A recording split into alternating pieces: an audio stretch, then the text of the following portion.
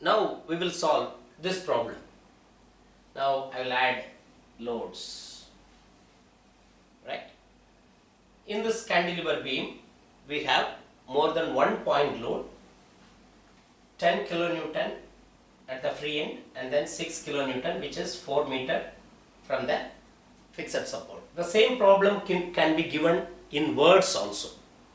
Okay, always the diagram may not be given. And you would have seen this force. It is a transverse force. In beams, right, the shear force bending moment is obtained for the transverse force. What is a transverse force? It is perpendicular to the axis. You may ask me, what will happen if you have an inclined force? If you have an inclined force, you will resolve into two components. One will be horizontal component. The horizontal component is acting in the axis. Then that particular case is considered to be a bar. So this beam will behave like a bar. It's a compressive force. So it's a separate concept. Already we would have learned it. So let us not worry about the inclined force and all. We always look at what is the transverse force that is acting. Okay. Now let us solve this problem. When we have concentrated force or different forces, loads are acting on a beam, the first step is to divide the beam into segment. Okay. In this case, between the loads you have two segments. So I call this as first segment, this as second segment. Now I am going to deal separately segment 1 and separately segment 2, right? And then I am going to draw the shear force diagram and the bending moment diagram. So shear force, let me call this A, B, C. So the first segment is CB. CB is the segment. Okay. And I will take a section X. First I am considering segment 1. So I am taking X. Right. So I will take bending moment also. Bending moment CB. Right. So first shear force X at this X. To the right, how many forces we have? We have only one force. It is downward according to the sign convention. It is plus 10 kilonewton. It is a constant. When you have a constant in the shear force, that particular segment, it is going to be constant throughout that segment. Okay, already we have learned it. Now coming to second segment, it is AC. AC, V-axis. Now I am passing the X here. Always X should be expressed from the free end. Okay, from the free end. Now for the second segment, okay, see the X, and X is the distance. Use the definition. To the right, you sum all the forces. I have two forces, both are downward. Okay, so 10 kilonewton plus 6 kilonewton equal to 16 kilonewton. So up to this segment we are having 10 kilonewton, and then from this point C to A it is going to be 16. So at C you will see a jump, you will see a step. Please understand this step carefully. Whenever you have a point load, you will have a step in the shear force diagram. When we draw it, you will understand it. Right? Let me draw the shear force now. Then I will move on to the bending moment.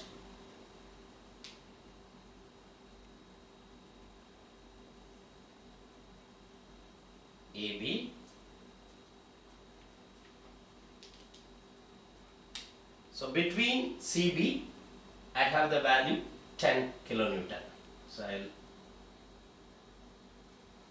also pass a line here.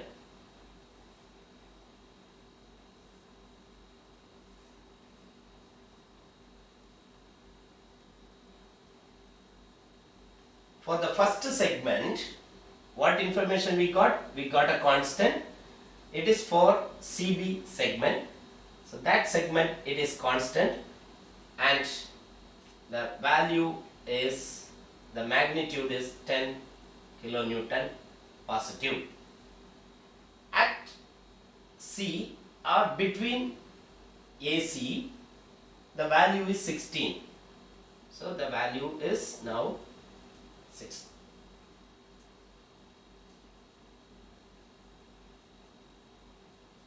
Value is 16.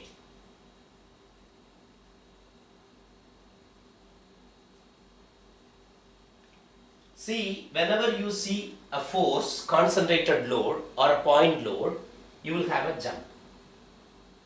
This is what I call as step. See here, you have a force 10 kilonewton, there is a step.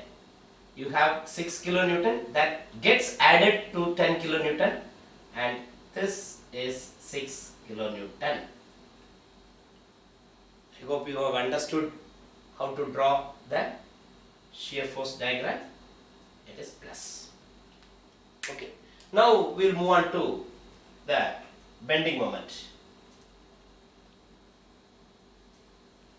Same way I have to take the segment. Okay. For the first segment is CB, right?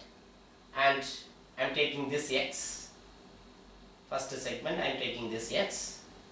You can take any X. Between the segment you can take any segment, any section, right? And it is mx. For the section, you have only one force. It is going to produce clockwise moment. To the right, counterclockwise is positive. So clockwise is negative. So negative 10 into x. And it is a linear function. Now when you see this x and all in the function, immediately you have to apply the boundary condition. What is the boundary?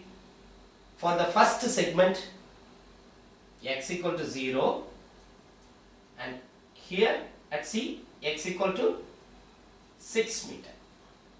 6 meter. So between 0 and 6 meter, we have to apply the boundary condition. So at x equal to 0, I am at MB, which is 0. At x equal to 6 meter, I am at MC, and minus 10 into 6, 60 kilonewton meter. That is important. The unit is important, right? So I have got the values. Now I will move on to the next segment, second segment. So I am passing a section in the segment anywhere x distance from the free end. I am not taking x from C. I am taking x from free end, right? And AC, I am writing the function. So I have two forces. You may have a doubt. I am taking the segment 2. Then what are all the forces I have to include for the calculation? See, the definition still holds good. You have to use the definition of bending moment. What is the definition of bending moment? To the section, what are all the forces available, right side or left side, you sum all the moments which is created by the force or forces. We have two forces. Though we are in this segment, when calculating, when using the forces, we have to take all the forces either to the right or to the left. So I have two forces right side of the section. So I will take the moments of both the forces. So I'll take first 10 kilonewton into what is the perpendicular distance? Perpendicular distance is x. So minus 10x, because it is producing clockwise moment, clockwise is negative. Then for 6 kilonewton force, what is the perpendicular distance? See here, this is the perpendicular distance. What is this distance? Right, from here to here it is x, from C to B it is 6 meter. So this distance is x minus 6. Is it clear? It's very important step.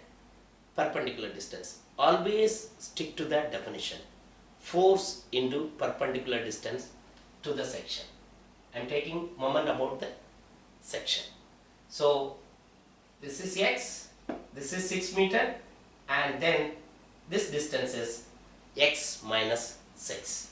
So it is also producing clockwise moment, minus 6 into x minus 6. It is also a linear function, right? Now apply the boundary condition at x equal to, now what is the boundary for second segment? C and A are the boundary. C already 6 meter we have found out. Nevertheless, you can still use the 6 meter. So the second segment starts from 6 meter and ends at 10 meter. Okay. So x starts from 0 coming here, and we are now here. For the second segment, it is x equal to 6 to x equal to 10 meter. So apply that 6 meter. Let us check whether you are getting this answer. Already we have got for x equal to 6 meter using this expression, because this point is coming for segment 1 as well as segment 2. So at 6 meter you substitute, this will get cancelled. So mc minus 60 kilonewton meter. At x equal to 10 meter, substitute 10 in the expression. We are at A, MA equal to, substitute for 10 and substitute for 10, you get minus 100, minus 10 minus 6, 4, 6 into 4, 24, minus 24, so minus 124 kilonewton meter. So we have got the values. So the variation is linear. I am now going to draw the bending moment diagram. So at B I am here 0, at C minus 60, at A 124. So the variation is linear.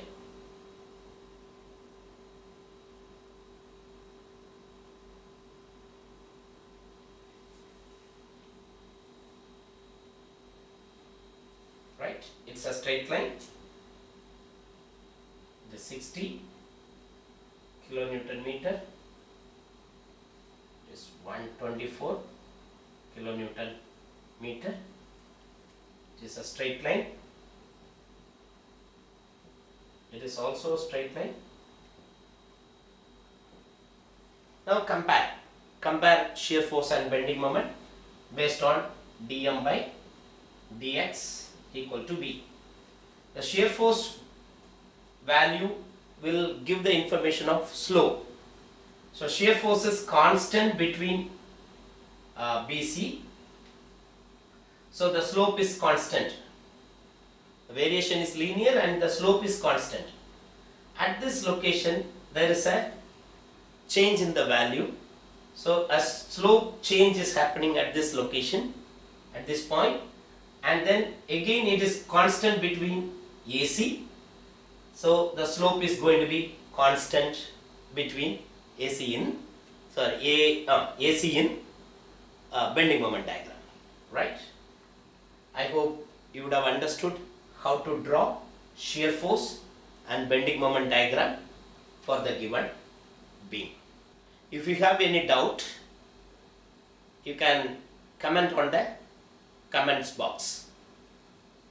The next video we will be discussing cantilever beam carrying uniformly distributed load.